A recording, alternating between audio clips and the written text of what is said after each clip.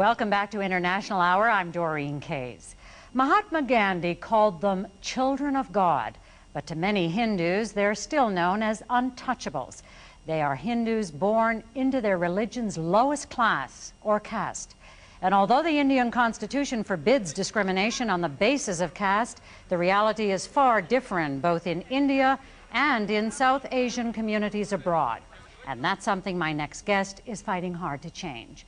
Yogesh Varhade is a Toronto businessman who was born an untouchable. And as the president of the Ambedkar Center for Justice and Peace, he's dedicating himself to the destruction of the Hindu caste system. He's been lobbying at the United Nations this week. He's in New York City.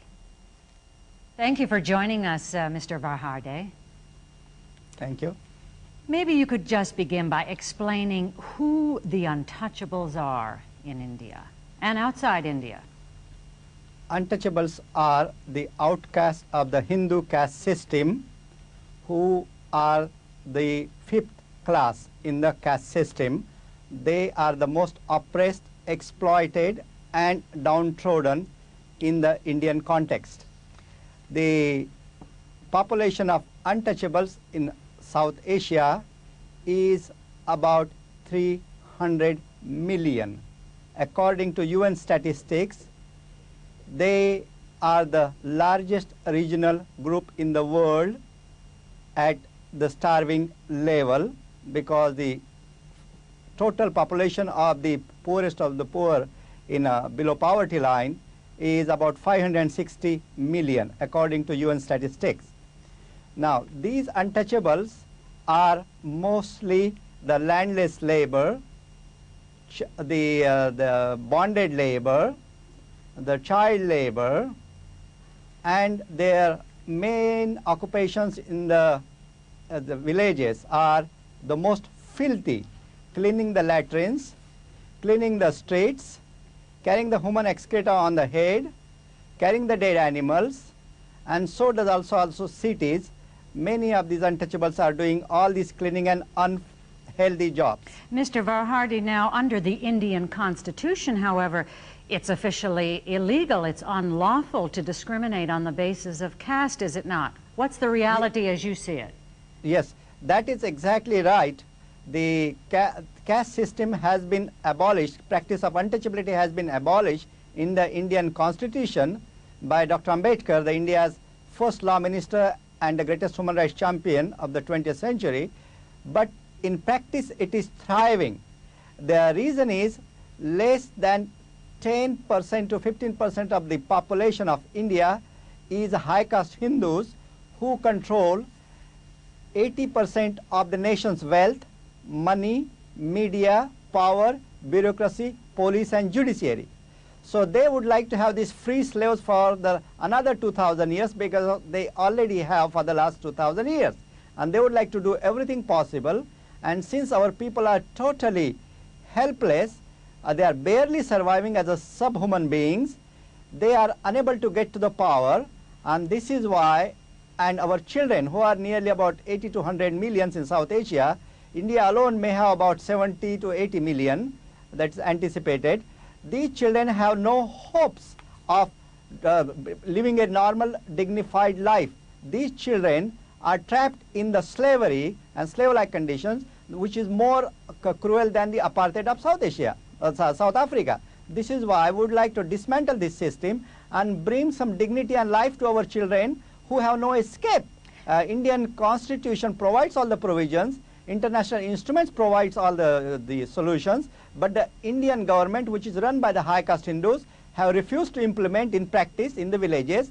And these landlords, who are mostly from the high caste Hindu population, they have total control of the village system, and they do not want to implement the equal rights for the untouchables. Mr. Varhade, excuse me, I just wanted to ask you, you seem to be a good example, however. You are an untouchable, and you became an engineer and took advantage of an affirmative action program that I understand exists in India. And of course, the Indian government will argue that it has this. That's how you got your education. Cannot people rise above the system? Yes, certainly they can rise, only to a very minimal extent, because 80% of the India's population lives in villages. So they do not have any escape of survival in the cities where they are uneducated, illiterate people, and they are kept that way systematically so that the caste system and the practice of untouchability would continue forever. I grew up in the city, but I had a lot of relatives in the villages to whom I used to visit, and I used to observe the practice of caste system where they cannot get a water even, they cannot even touch the water.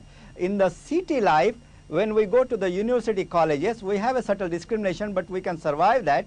And I continued under the affirmative action program provided by the Indian Constitution. But the percentage is very small.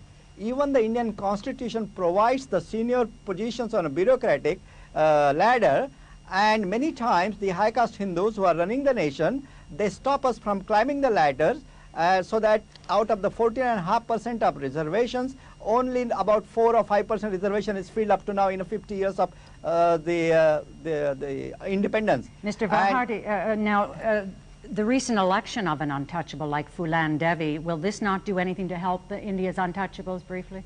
Yes, our more and more of our independent Dalit MPs are coming out through the election process, but it will take many, many years for by the time our people can really share the power in the real sense so that they can bring the justice. Until that time, our children are dying in thousands and millions around the nation over the next few years, and this is unacceptable to any civilized society. India boasts internationally that it is one of the biggest power, most popular power, and a democratic power. This is totally wrong. It is the system created by the high caste Hindus for the high caste Hindus, and it will continue that way unless the international community comes to our help. It is the moral duty of the world, civil society, to come and help such an entrenched system in the Indian society, dismantling of this apartheid. Have you been in touch with the human rights departments of the United Nations? What's their reaction? Yes, I have been talking last, I think in fact in 1993 I had a special meeting with Mr. Ibrahim Afal, who was the Secretary General for the World Conference on Human Rights.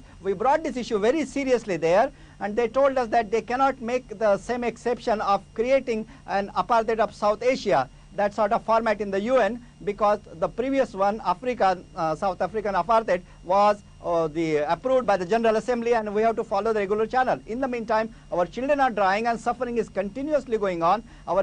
Sometimes even in the villages, even the women are paraded naked. Look at this society. Is it a civil society or a sick society? I'm afraid we'll have to stop there, Mr. Varhadi. Thank you very much for this.